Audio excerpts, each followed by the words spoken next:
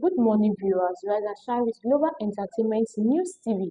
I am your host, Bisola, ready to kickstart your day with all the fresh news and stories. And right here with me, bringing our whole spark to the studio is Bella. All right, let's dive into today's headline, fresh from the Nation and the Daily Post. Top story from the Daily Post. Family accuses police of torturing 23-year-old to death in Ondo. The family of a 23-year-old man, Yusuf Dada, has accused the Ondo State Police Command of complicity in his death, alleging that he suffered fatal injuries after being unlawfully detained and tortured by officers. Relatives insist that Yusuf died from complications linked to the treatment he received in custody, an incident that has once again reignited concerns about alleged police brutality in the country. Speaking to our correspondent on Sunday, the deceased relative Afolabi Bisoye said Yusuf was arrested on August 31st by operatives attached to the Scorpion Squad in Akure. According to him, Yusuf was allegedly brutalized while in detention, leaving him unconscious. The family were not immediately informed. We only got to know after the police has taken him to a clinic in Akure and later to another hospital. Despite of doctors' efforts, he could not recover, Afolabi explained. He also alleged that Yusuf was shot in the chest while in police custody and later placed on oxygen at the Federal Medical Center, Owo, where he eventually died on September 7, 2023. Instead of protecting him, they tried to conceal what happened. Witnesses confirmed that the operatives were intoxicated during the incident and also assaulted bystanders who tried to intervene. Um, the matter of police not having a good report whenever a robbery attack, a court attack, or even a bandit attack, they were always scared to actually go in there at that moment that the whole thing is happening, and then it's after when everything has cooled down, the court has actually went their separate way. That is when police will now come into the area and then start picking people, those that they are not They are even innocent. involved, they are innocent, and then they wanted to torture them into confessing that they were actually The part one of those. doing it. It's wrong. It's very very wrong because I don't see where a police officer actually have to go into a street. The moment that the crisis is happening there, they don't show up. But after the whole things happen and then everywhere has cooled down, that is when they will now come up.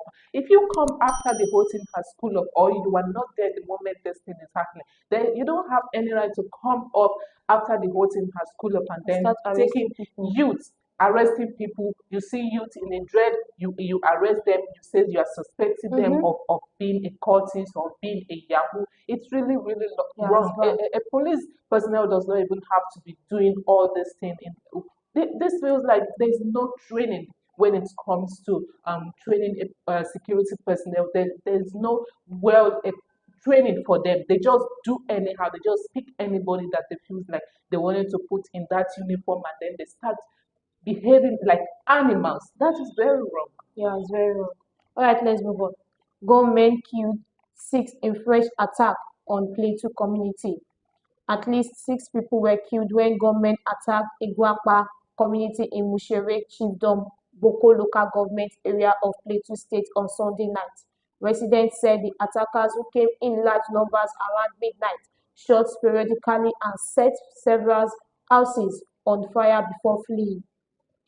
Kunti Gashin Nahil, National Publicity Secretariat of the Mushere Youth Movement, confirmed the incident in a statement on Monday. He described the attack as brutal and senseless, noting that some villagers were still missing. On the night of Sunday, 14 September, about six innocent persons, including women and children, were murdered in their sleep in Bukwapa. It is alarming and unacceptable that despite repeated attacks on Mushere communities, not a single perpetrator has been arrested, he said. Nahim Wood decried what he called the government's failure to protect lives and properties, urged authorities at all levels to overhaul the security system in the area.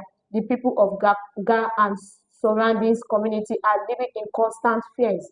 Our leaders must take immediate and concrete steps to ensure safety and security, he added.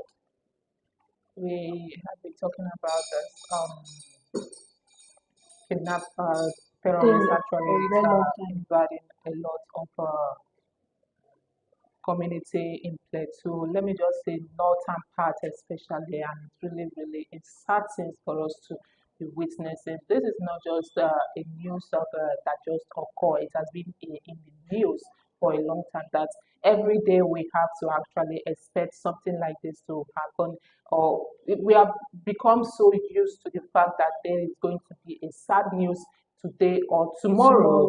So in we're expecting it already. we are already expecting it, and then it's not even supposed to be like that, where our lives being in a loss every day, and then children and women and even fathers are being taken hostage and then put into a pressure that is very, very bad one. So it feels like we can't even know if we have to keep on calling on the government that they should actually come to our aid, or they should try to send security personnel. Like what the person says, he says that those people have never been arrested, even when they keep on coming Mm-hmm. over and over again. If these things keep on happening again, it feels like the security personnel, let me say the armies, have supposed to actually Been plan there. plan a strategy in a way that okay, they know that this is when those people usually arrive. It has been happening day out and day in, so they have to set themselves in that community and be at alert. But no, they have to go there and look at the scene that happened and then return to wherever they don't want. They also don't want it to risk their life, Yeah. and it's a sad one in this Imagine country. people living in a constant fear, looking left and right for. They are even prepared to die. Sincerely, a lot of people are prepared to die, and like they said, no security agents, nobody has ever been to that community since this kidnapping and all has been happening, and it's so bad to hear about that. Every now and then, kidnapping, brutality, a lot of things that has been happening. I just want the government to take up. They should step up on their game.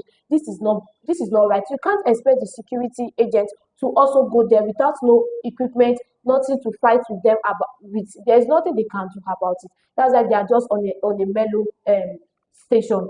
Do you get? So that's just it. All right, let's move on. Police arrest two over stolen power teller in Kebbi. The Kebbi State Police Command has arrested two suspects in connection with stolen power tiller machine worth over 3.1 million naira in Benin, Kebbi. Police spokesperson CSP Nafiu Abubakar said the arrest follow a complaint by one architect Usman Wasagu of Kwarara area, who reported that his store behind Sajo School of Nursing Science was burgled on September 9, 2025, and seven machines were carted away. Acting on intelligence, operatives from Benin Kebbi Divisional Headquarters arrested two suspects: 52-year-old man Hamidu Bagudu of Tudun Wada and 35-year-old Abdullahi Aliyu of Nasarawa area. The suspects allegedly confessed to receiving the stolen machine from one Usman Inyamu of Tudun Wada, who is still at large. Police said the items were sold at 1.84 million naira with 250,000 naira recovered as part of the proceeds. Well, vandalizing and all that has actually become should I say, business. It's not actually now that vandalism has actually existed.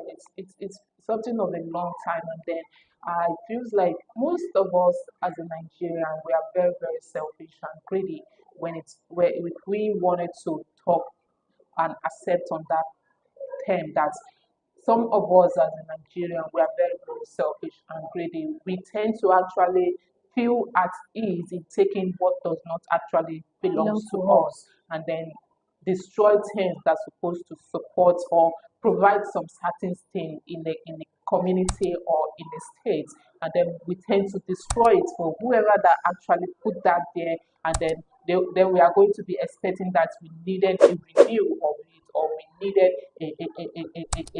a reconstruction of that thing, so that it's already spoiling and it's really bad. If we are not helping ourselves, I feel like it's going to give more edge and upper hands to the government to actually neglect us the more. Because you can't tell me that no matter what, you still have some work you are doing, but instead you wanted to watch into vandalism and then as a side hustle, and then you stole the money, and then all you just wanted to do is to spend it because it was never your money, but the money that is being stolen. It's really Yeah. bad. Yeah, you said it all. Okay, moving on to our top story today on the Nation newspaper. 40 worshippers adopted in Zamfara by bandits. Bandits have abducted 40 people while observing early morning prayer in the mosque at Tuba village in Tisfe local government area of Zamfara state. According to a security expert, Zara Goza Makama, the attack occurred around 5:30 a.m. when the bandits were returning from Katsina Peace Dialogue. Source said the abductors moved the victims into the forest around the Gohori axis of Tisafe.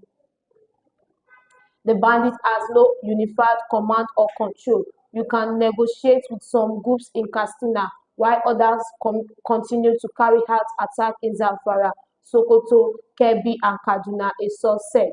The members representing Tisafe West State constituency, Amiru Ahmed Keta, confirmed the incident. It is true early morning today, the bandits attacked the villagers, but they didn't kill anybody in the Tuban village. Despite that, they adopted 10 people and confiscated multiple cell phones, but two of the adoptees escaped. Those bandits have actually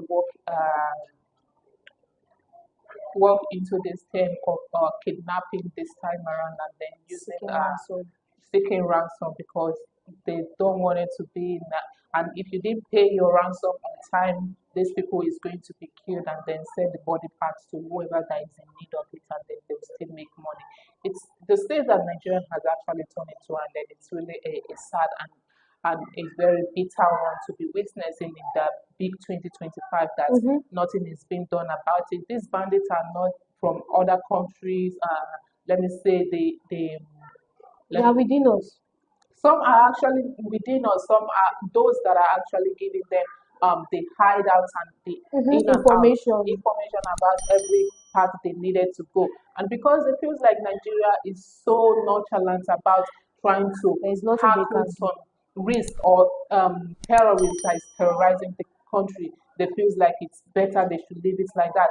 And some of them are actually supporting the fact that they are also in the same religious with them, that they have to keep on praying and then allowing God to touch their hearts and change their heart from whatever evil they are doing, and tell the government not to kill them or pardon them. And it's really a sad one in Nigeria to be happening. It Yeah. was. Yeah.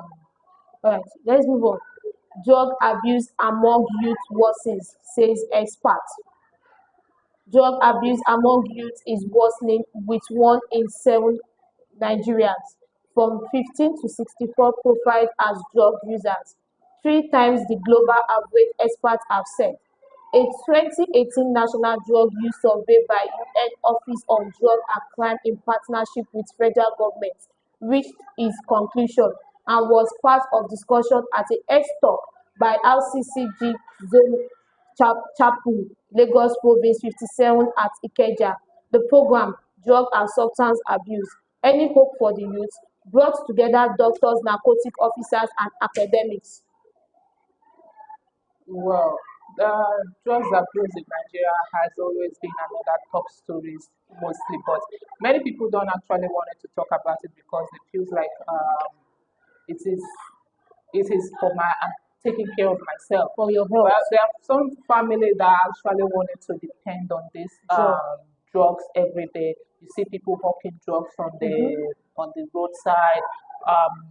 See people that are just wanted to go to the chemist and then buy antibiotic, buy paracetamol, buy all that, and then they feels like it's not when you have a quick reaction to that. That is when you have to know that the drugs is actually affecting you. It takes its time. The more you keep on abusing this thing, it's going to start having damage on you. And some people are actually good at using this antibiotic, all in the name of using it as a, let me say, supplements and all that. And then it's really, really a bad one.